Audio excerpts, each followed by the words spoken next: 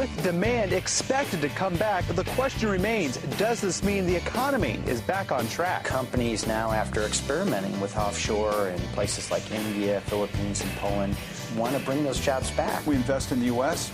We're the biggest exporter in the country. In the cycle we're in right now, we're creating jobs.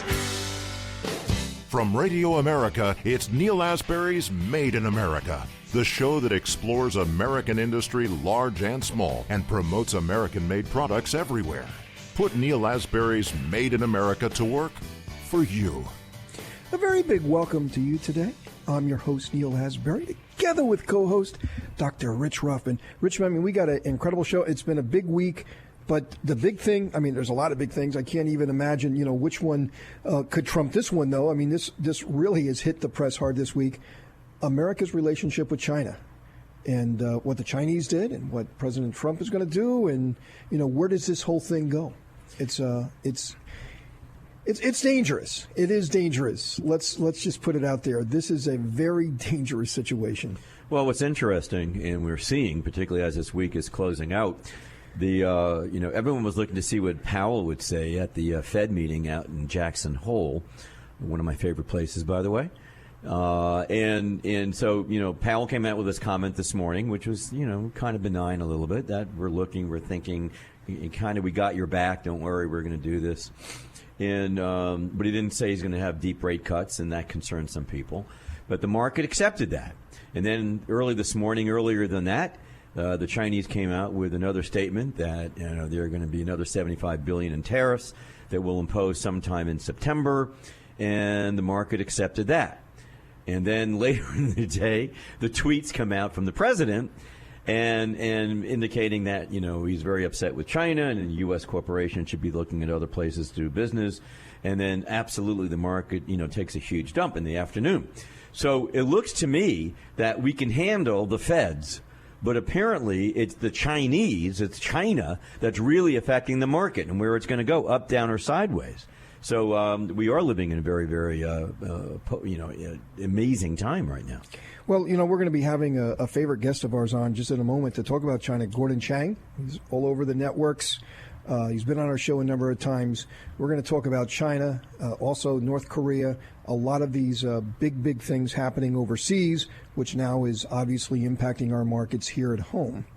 But first, Rich, this is a great segment. I can't wait for this conversation. The Democrat primary process, free everything. Yeah, absolutely. Free everything. Yeah, I think that's fair. So how do we manage that? I mean, how do we pay for that? It was Elizabeth Warren in responding to Delaney in one of the debates. Well, if you can't think big, you don't deserve to be here. If you don't have a big idea, you don't deserve to be here. Well, that'll probably work. Just come up with a bigger, better, crazier, free health care, left idea. Hey, why not? Education. Yeah. My goodness. But hey, look, we got Dan Sanchez with us right now. He is the Director of Content at the Foundation for Economic Education. Dan, welcome to Made in America. Hi, Neil. Hi, Rich. Great to be with you. So I loved your piece. On your website, Free Everything and the First Law of Politics. So, it's amazing, when you watch what's unfolding in a Democrat primary and, all of this free stuff and more free stuff and more free stuff. But anyone who counsels against these huge government giveaways of, by the way, money that we don't have. And if our trade relationships, continue to deteriorate, we're going to have less people working, less people paying taxes. I mean, the prosperity of this country is already at risk, and yet we want to give everything away for free. Where is this going to go, Dan? Well, it's going to go to a very bad place because there is an unfortunate aspect of reality that we do have to cope with called scarcity. And what Thomas Sowell, a great economist, he called that the first lesson of economics, is that scarcity exists. And so you eventually run out of things. And when you run out of things, you have to make really big sacrifices. And the more generous you are and the more free spending you are with your limited resources, then and the less you invest it in further production, the more impoverished you and future generations are going to be down the line. That's very, very, very well said. I mean, it's pretty obvious. Well, what I really like this fairy tale economics. I love that. That's a tremendous statement, Dan. Fairy tale economics. So when I listen to people like, I don't know, Bernie Sanders, who's never, what has he really done? He's never run anything. Wait a second. He was the mayor of Burlington. He was the mayor of Burlington. That's great. So and he took a junket with a bunch of folks from Burlington to the Soviet Union to go see. And I'm sure that helped them in terms of making socks. Maybe it helped them because the Russians wear socks because it gets colder. Maybe there's a connection there. I don't know. But in terms of the reality, I mean, he does get confused with things like revenue versus profits. That happened to him, last time he ran around, and he didn't quite understand the difference for a while. But you have Bernie, then you have Elizabeth, not anymore Pocahontas because she scrubbed it from her websites. Coming out there saying, well, you didn't build it. She actually coined the term that Obama then used, but it was her who came up with it. And others who really don't understand the basics of economics, which would make Thomas Sowell, cringe, because I'm sure he does when he listens to it. Where's the reality in all of it? You know what, Dan? It is a fairy tale. That's right. And what's remarkable is that that phrase, fairy tale economics, came from a fellow Democrat, John Delaney, just wanting to, at least give some kind of attention to the realities of the world, including scarcity, and give some attention to what's actually possible versus impossible, and recognizing that if you spend on one thing, if you introduce lavish new social spending programs, then you have to ask, how are we going to pay for it? There's just this basic question of where's the money going to come from? Because scarcity does exist. If it's going to go towards something, it has to go away from something else. So are we going to cut other programs? Is it going to come from the existing budget? And if so, where is that going to come from? Is it going to come from new taxes or higher taxes? And then if so, then you have to ask what's going to be sacrificed because of that, because there are going to be sacrifices. And you have to ask, okay, there is the seen and the unseen. The great economist Frederick Bastiat who spoke about the seen and the unseen. And we always think about, when there's a new policy, we always look at the seen. We look at the healthcare programs. We look at the education programs, the free college, the Medicare for all.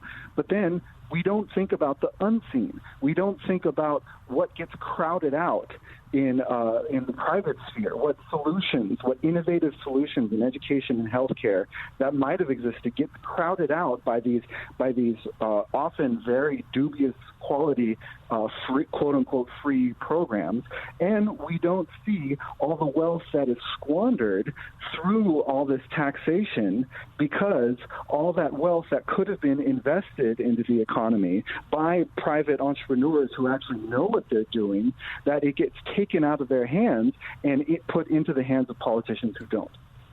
So Dan, that's a great point, and you also talk about it in your piece.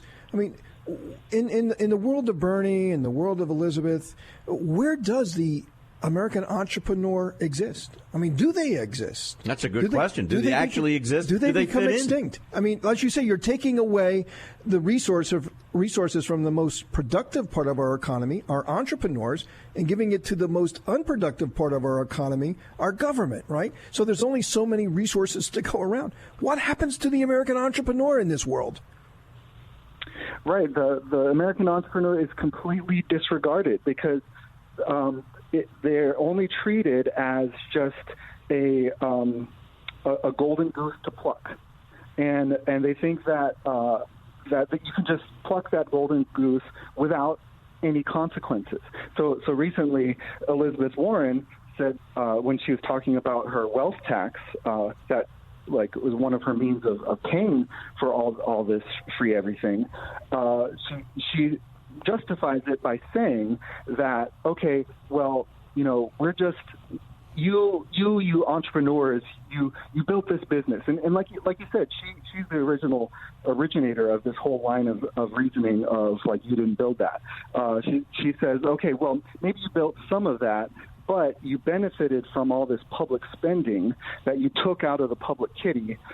She used the word kitty, like a public fund, and so now that you've used that support to build a business and made all this profit, we're just asking you to reciprocate and put some money back in the kitty, and completely neglecting the fact that entrepreneurs and businesses are already really paying into the kitty already, just not that much through a wealth tax, through other kinds of taxation. Hey, thanks for being on the show. We've been talking with Dan Sanchez, who's the Director of Content at the Foundation for Economic Education, and his piece, Free Everything and the First Law of Politics. Dan, thank you for being on the show. Thank you so much. It was my pleasure. Coming up, Dr. Rothman and I are going to continue this conversation. So much to address, so much to talk about. You don't want to miss it. Made in America.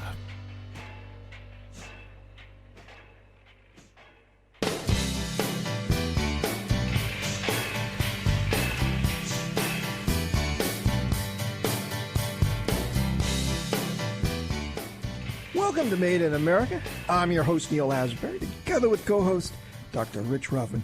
Hey, Rich, it's great to talk to Dan Sanchez from the Foundation for Economic Education. Very important work there. But his piece and what we just talked about, very, very important. Free everything. Just free everything.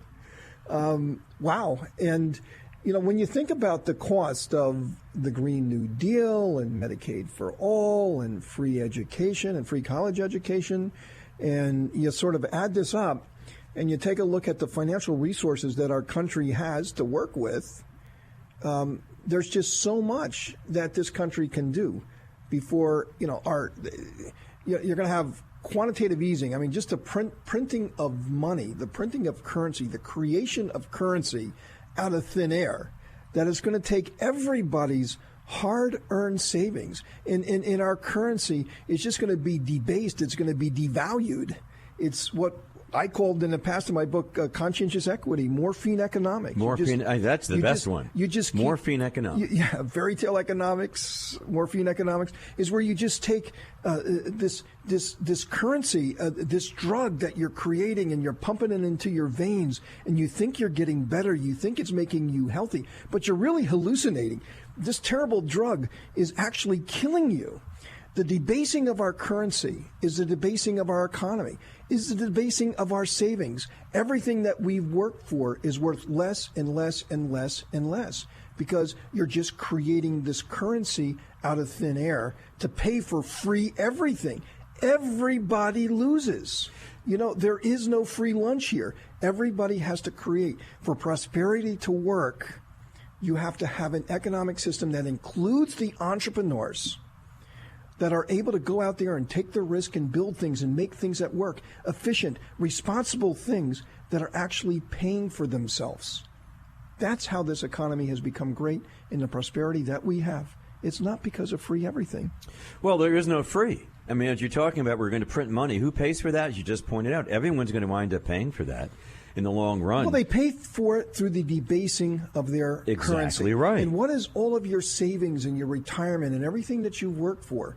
What is it based on? It's based on this value that we attach to our currency. And if that value is no longer there, it means everything that you've worked for is just up in smoke. It's like poof, gone. Hey, look, you don't have to look far to see where this has occurred, and it's occurred over and over again, right?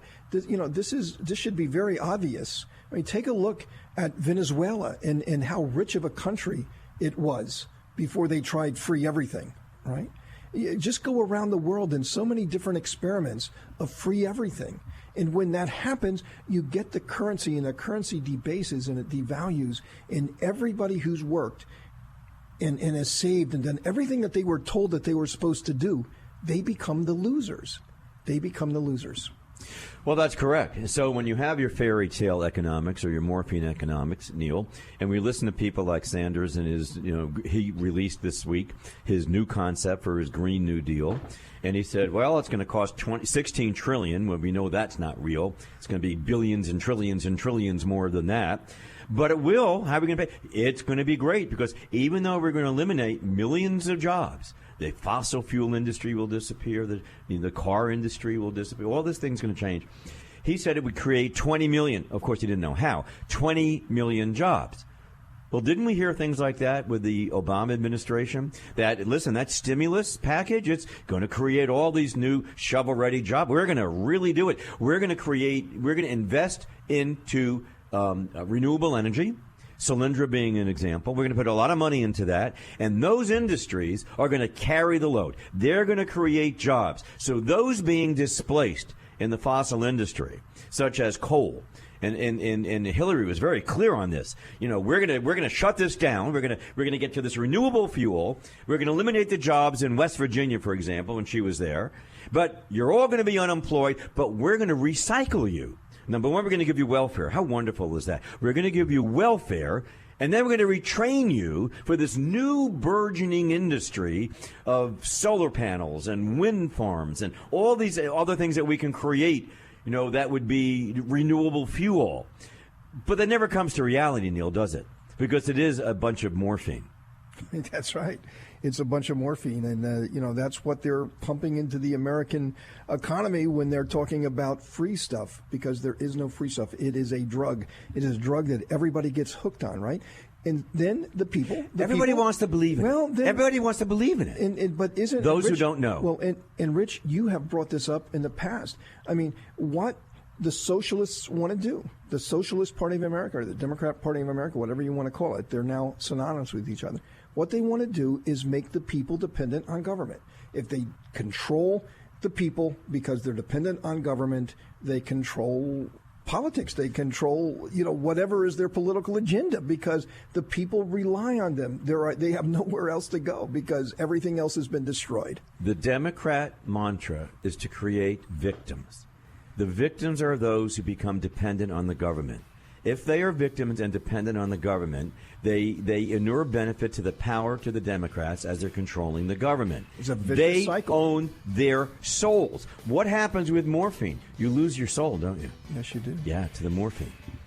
Hey, Rich, great conversation. Just saying. We have another conversation coming up here that is going to be really, really fascinating. Gordon Chang, American columnist, commentator, and author, is here to talk about China, Hong Kong, and North Korea. You don't want to miss it.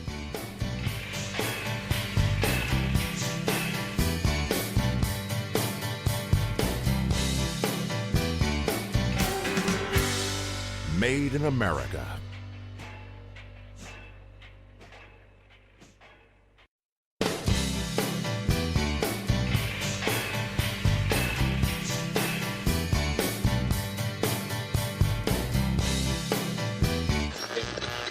Sharply higher at the open, stocks continued to perform well over the course of the day Tuesday. And I think that bodes well here over the next couple of years for having bigger demands coming to this country. Now, more of Neil Asbury's Made in America.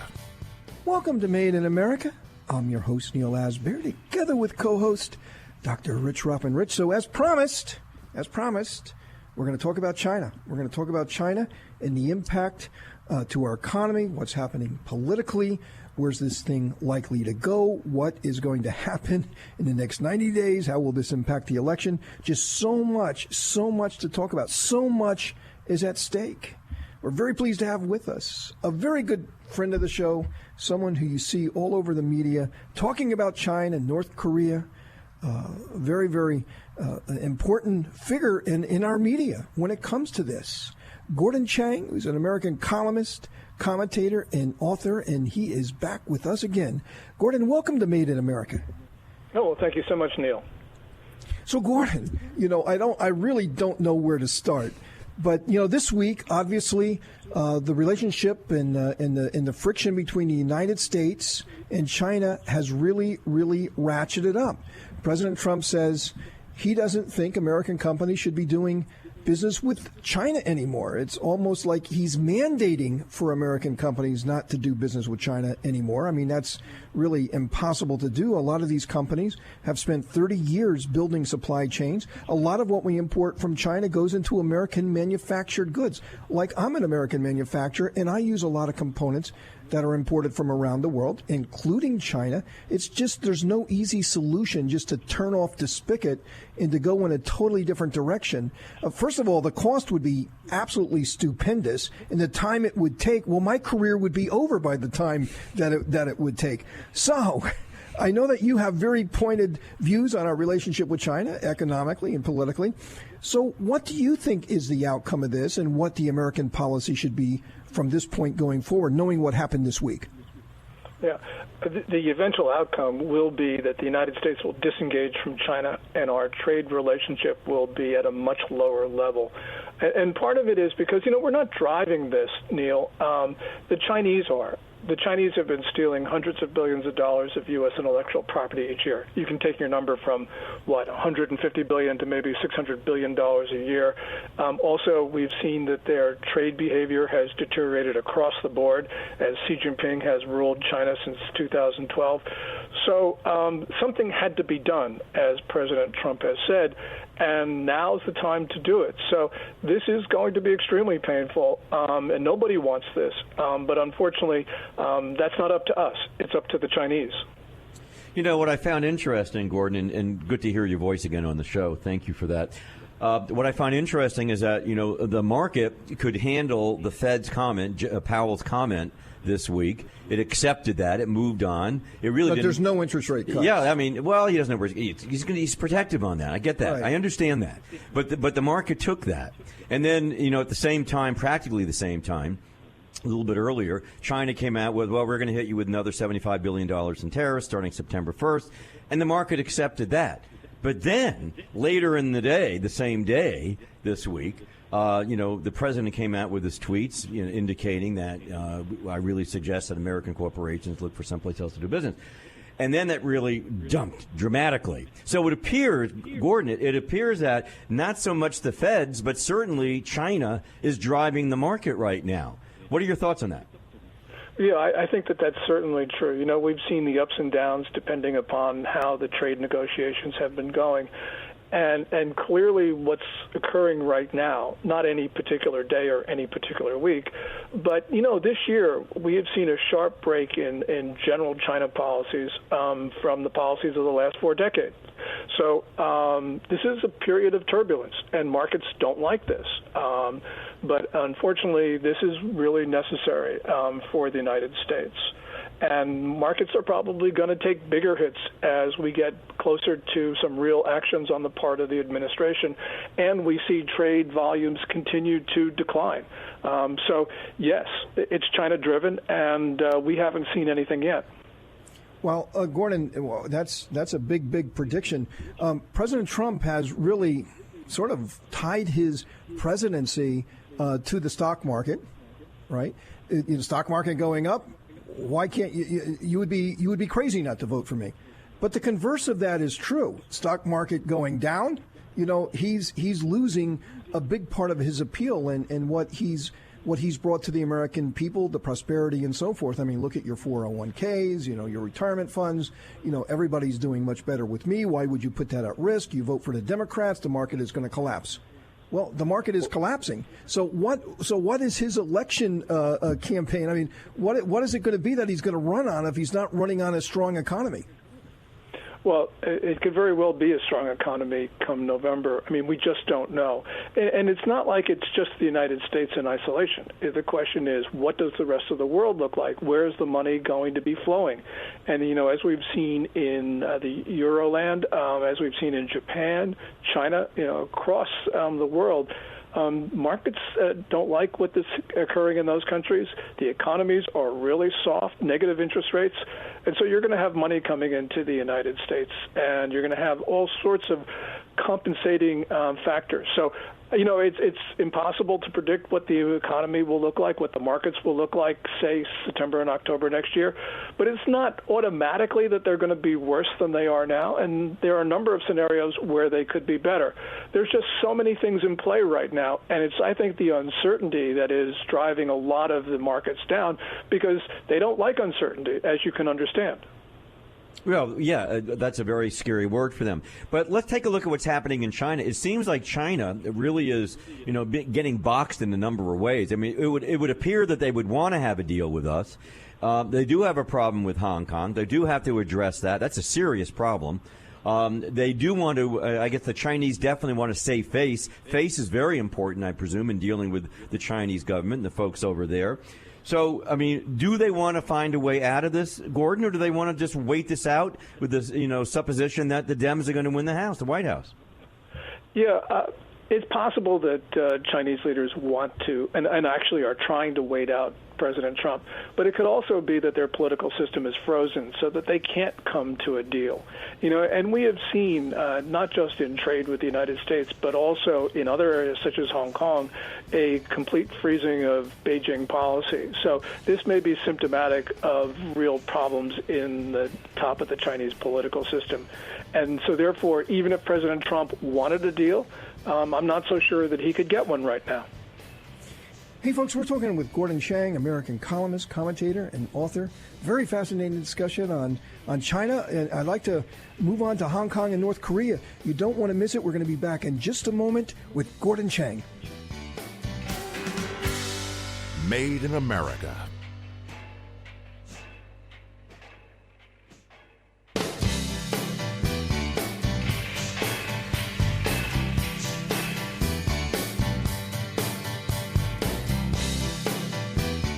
Welcome to Made in America. I'm your host, Neal Asbury, together with co-host Dr. Rich Rothman, and we're together with Gordon Chang, American columnist, commentator, and author. We're talking about China, Hong Kong, North Korea. So much is happening in that part of the world. Very important part of the world. And Gordon, when I talk about Hong Kong, I mean, I'm very passionate about Hong Kong. I lived there for several years. What an incredible city, incredible people. They just want to get on with their lives. They want to just live in peace. They want to go build their businesses. They're incredible entrepreneurs and capitalists. And to get the Hong Kong people so riled up that hundreds of thousands are going out into the streets. Millions. Yeah, millions. And of all demographic, from young and old and educated, uneducated, all parts of society are out there. They're outraged. They feel their democracy, this thing that built Hong Kong, the magic that built Hong Kong, is slipping away, and they don't like it, and they're fighting for it. And, boy, I just don't know how to predict the outcome of that. What are your thoughts? I wish I could predict the outcome of Hong Kong.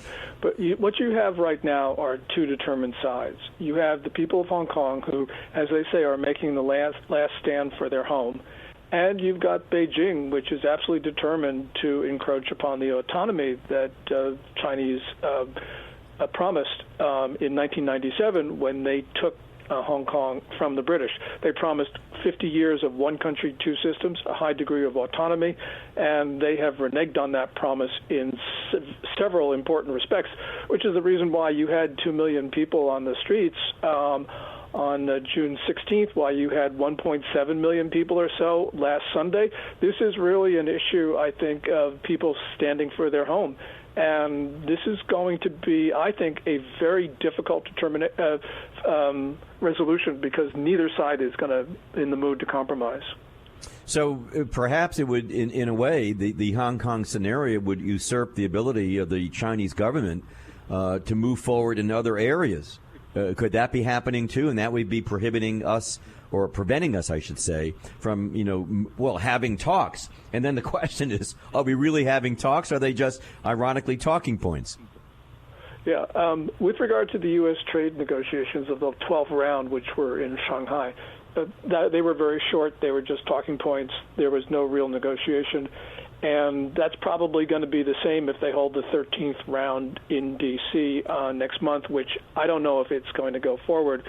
But I think you put your finger on something important, and that is right now the Chinese leadership is not able to move on anything. And I think it's because Xi Jinping, since he's accumulated so much power, he's now got total accountability, which means that he cannot compromise without appearing weak.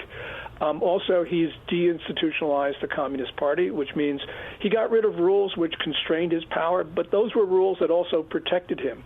And, people say that he's emperor for life. Well, he's emperor for the next hour or so, and he knows it because everything is on the line for him, which means he has a very low threshold for risk, which means he's probably going to lash out, which means that things are going to get worse before they get better across the board, whether we're talking about Hong Kong, whether we're talking trade talks with the U.S., or the general Chinese economy. He's got every single problem on his plate right now. They're all getting worse, and he has really no answers for them. So Gordon, that's a great segue to North Korea. I mean, China holds a lot of power in North Korea. I mean, they do. I mean, they're definitely. I don't think they're behind the scenes. I mean, they are part of the scene. They're there front and center. So if they can't make a deal on trade, they can't make a deal on Hong Kong. Can the U.S. actually get a deal done with North Korea without the Chinese, kind of pushing them or agreeing and suggesting that they do a deal? I think that it's easier to do a deal without China at the table. And although there's a lot of criticism and justified criticism of President Trump's North Korea policy, the one thing that he's done, which is good, is he's gotten the Chinese out of the room. And that is. You think that they're out of the room, Gordon? I didn't suggest that they were actually sitting at the table like they were there, literally, but figuratively, the Chinese hold a lot of power over North Korea. You think that President Trump has decoupled North Korea from China? I think that he has, at least in these nuke talks, I think that he has pushed them to the side, and the Chinese know that. Now, I agree with you. I believe China has extraordinary influence over North Korea. But the reason why I think Beijing is so concerned about President Trump's meetings with Kim Jong-un is because the Chinese are used to being literally and figuratively in the room, and right now they're not. So there's been a diminution of their influence with regard to discussions on missiles and nukes, and then they certainly don't like that. Hey, Gordon, man, it's been an incredible segment. We really appreciate you on the show. I mean, it's just an amazing times here, and there's just so much at stake. I mean, we really got to thread the needle here with our trade relationships. Hong Kong is, like you said, I mean, they're fighting for their lives over there. This is their way of life. This is their last gasp. If they can't pull it off now, it will be too late. The Hong Kong that we both know and love will be gone, and there's no getting it back. And then, of course, there's North Korea, all over the map. What's going on there? The thing he said about Pompeo the other day, I mean, this guy is completely toxic. We can't do business with him. And the next day they're sending love letters to President Trump. Man, I don't know. Well, you know what this is? This is tremendously fertile territory for Gordon Chang to come out with another book. Hey, Gordon, we're looking forward to that. Thanks for being on the show. Oh, well, thank you so much. Coming up, Dr. Rothman and I have some final thoughts for the day. Made in America.